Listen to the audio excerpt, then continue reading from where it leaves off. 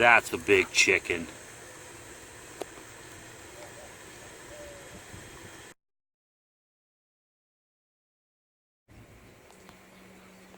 Alright, hey everybody, how's it going? This is Aaron over at Booyah Farms, and I wanted to share with you guys my compost pile. This is pretty much how I compost anymore. This is a tumbler.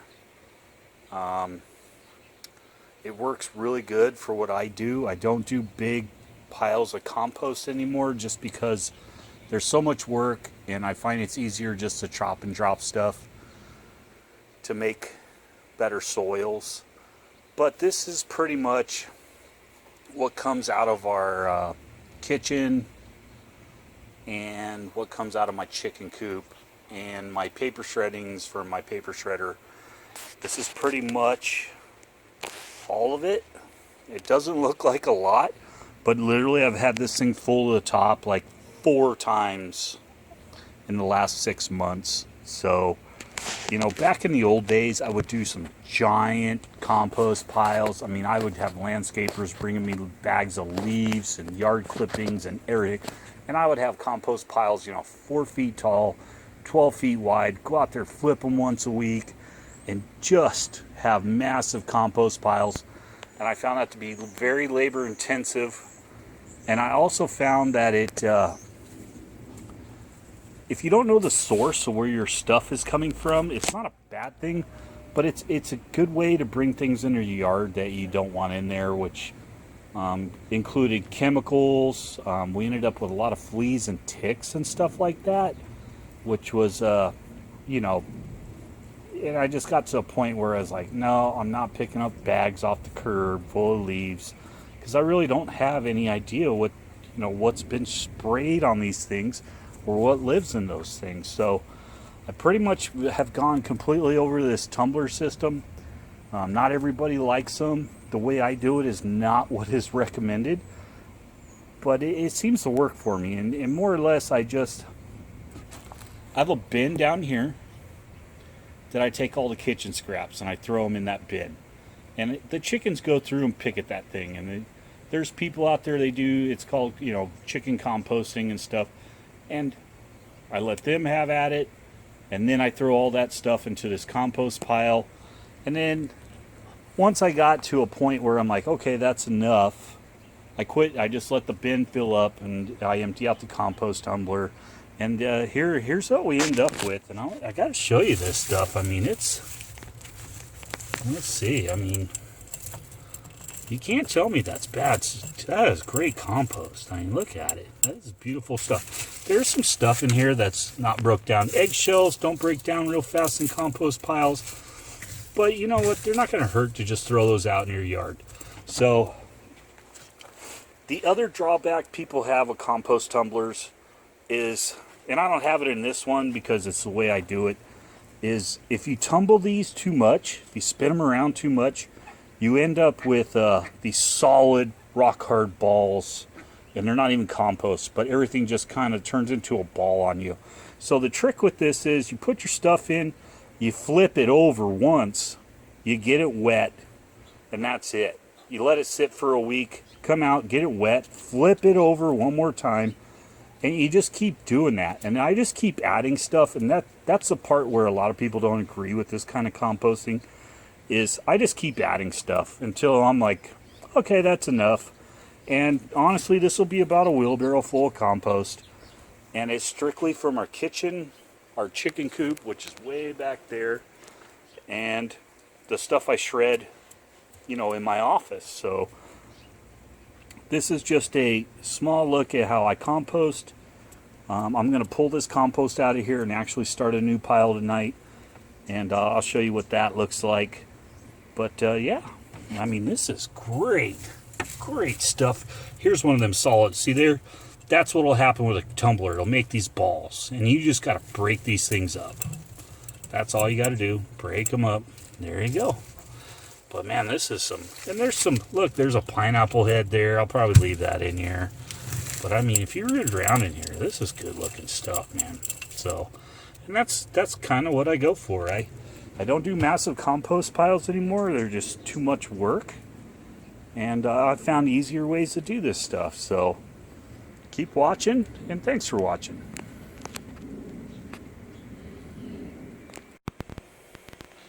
Hey, alright, so we're back.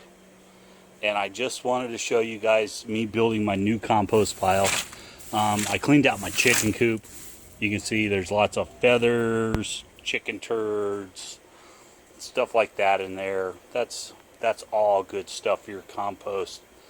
I'm running a little short on chickens this year. That's going to change pretty soon. Pretty much I have one chicken that sleeps inside the coop and one that sleeps outside of it. And so I'm down to 2 chickens. So my waste stream from them is pretty small. And then here, not quite a full wheelbarrow. I'm going to call it a half wheelbarrow actually. But look at this stuff, man. There's nothing wrong with that. Alright? So, we come over here. I got my kitchen scrap bin that I let the chickens pick through, which is a idea I learned from another guy named Jack Spirko. Pretty much letting the chickens compost your stuff. So we got this. Let me break it up a little bit. This is, you know, everything out of the kitchen. Looks like a lot of corn and coffee grounds, which is pretty much right. And I got this right here. It's a beer box. We're not going to compost the beer box. This is all my bills and junk mail from the last month. Look at there. Put it to the shredder. We got that. We got some shredded stuff, right? And then this is my last little. I pulled a milk crate of chicken cleanings out of the chicken coop. You can see it here. I'll throw that in there. All right, it's in. Now I wanted to talk about. Every time I say real quick here, it takes 5 minutes, but I wanted to talk about things you put in your compost pile. I'm a believer in you put anything you want in your compost pile. It does not bother me. Put whatever you want in there. A guy here in Phoenix who I talk to a lot about gardening, his name is Vinny the Gardener. Pretty much spelled it out for me one day, and he said, if it's not farmed or mined, it doesn't exist, which that's kind of a weird way to put it, but more or less, everything on this planet is farmed or mined. One way or another, to get to this, a farmer or a miner had to go get it out of the earth. And that's, if you think about it, that's how all stuff works. Now, we don't want a compost pile full of like uranium or anything like that, or lead, but a lot of things can be composted. He told me he threw batteries in his compost pile. I don't know, I've never done that. I usually throw the batteries away. But, you know, I took that to heart, and, you know, I threw a pair. The last thing I threw into a compost pile that was kind of weird was a pair of fucking wore out underwear. And believe it or not, they broke down. Everything broke down in them except for the elastic band. So what I'm trying to tell you all is you can put anything you want in your compost pile. Don't let anybody tell you about ratios, mixes, or whatever. You know what? Throw it in there. Spin it around. And you don't have to use a tumbler either. You can use piles, you can use tubs, garbage cans, whatever you want. This is my preferred method, but by all means, do whatever you want. And it's all going to break down into this sooner or later. That pair of underwear broke down into that, except for the little elastic band around the waist. I mean, it will break down sooner or later, and it's not going to hurt you none, okay? So here we got this. Let's see if I can do this one-handed. Got the lid here. Let's see. Okay. This is going to be fun. Alright. Got this one. This one, literally. So this compost pile isn't wet, so I can spin the crap out of this thing without, look at there, spinning away. I can spin the crap out of it without it balling up. Once you get it wet, you're not going to want to do this. Once you get it wet, you're going to spin it once, maybe once a week, and call it good. Another thing I do like is letting the chickens get in on the party, because the chickens can break down stuff faster than anybody. They really can. They are fast at it. My old flock of chickens, literally, I'd open this lid, they would jump right in there, scratch around all day long, pick what they wanted out of it. Look at there. That's a nice cloud. Pick what they wanted out of it and jump back out. This batch of chickens, there's one right there. They're not too keen on getting into that composter. They're really not too keen on jumping into this thing either. But that's okay. I'm getting a new batch of chickens pretty soon, so. Alright, so we mixed our stuff, which can be anything. Don't be fooled. Don't be scared by ratios and stuff like that. There we go. Okay, we got a hose here. Of course, my wheelbarrow's on it, but I got enough. You're going to get everything moist.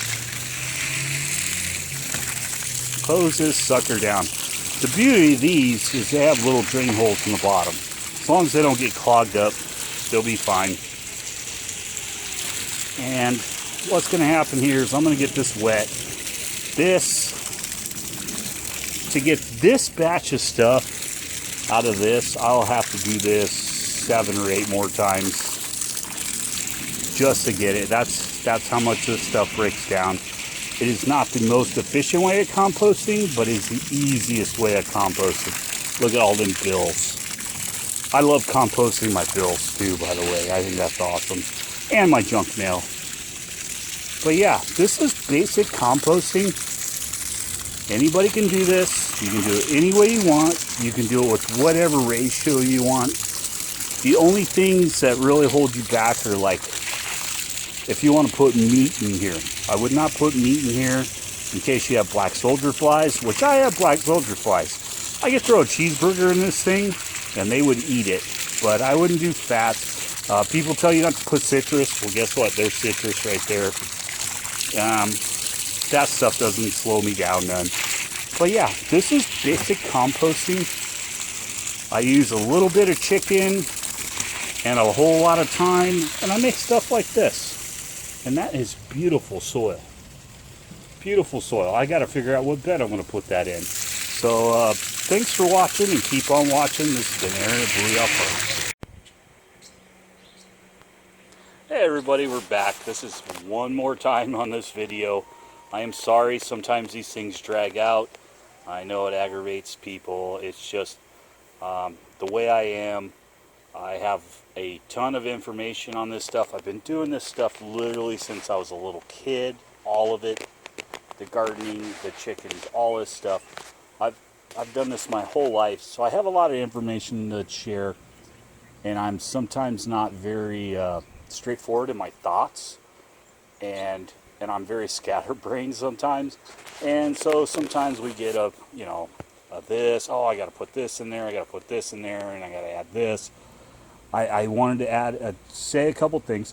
We built this compost pile less than 24 hours ago. It's already heated up, and that's the main reason we're showing this. I just wanted to show you guys the heat that it's actually generating. You do not need the heat to compost, but the heat helps. The heat is a sign of the breakdown that's going on inside of the pile. It's a good thing for your pile, but you don't need it. Another thing you don't need that they sell the crap out of are compost thermometers. Everything I've ever seen in my whole entire life is a piece of junk. Literally, the last one I had, you could turn the outside, literally like you grab the outside of the ring where the thermometer is, and if you turned it, the temperature would turn. So it literally like, oh, it says it's 140. You could turn the knob and it's, well, now it says it's 80. So it was a hunk of crap. They're all hunk of craps. I am going to take a thermal reading off of this just to show you what you can do. And I'm getting this shovel out here just because, guess what? The dang thing is hot. And let's just, oh yeah, I can feel heat coming out of that. Let's see what we got down here. I gotta find, now what I do have, and it does work, is an infrared thermometer. You want to buy one of these for 20 bucks, be my guest. You would be surprised at how many things you can use this thing on around your house. You really would. Let's see, let's shine this down in here. Look at there. 118, 122, 111. Let's try up here a little bit. 120. So today, literally the high was, we're going to call it the high today. I think it was 95, 96 degrees. I could feel heat radiating out of this thing. So literally it was 95 degrees today. This is a big wet mass of material, and it is generating 120 degrees. Right after we, well, if I find the right spot, it's generating 120 degrees. Now it's going to say all 107s because I just cracked it open. Anyways, this thing is putting off some heat. It's starting to break down. And more or less, when it comes to these compost piles, do them however you want. Do what's easiest for you. Do what you're going to do a lot. Don't make it too complicated because then you won't do it. And just, yeah, take your waste out of your house the most you can. Put it in this thing. And you're going to save a bunch of garbage going to the landfill, which does not get turned into compost.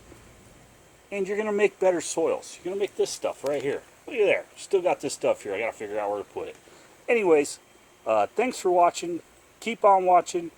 And sorry I'm such a scatterbrain, but that's just the way I roll.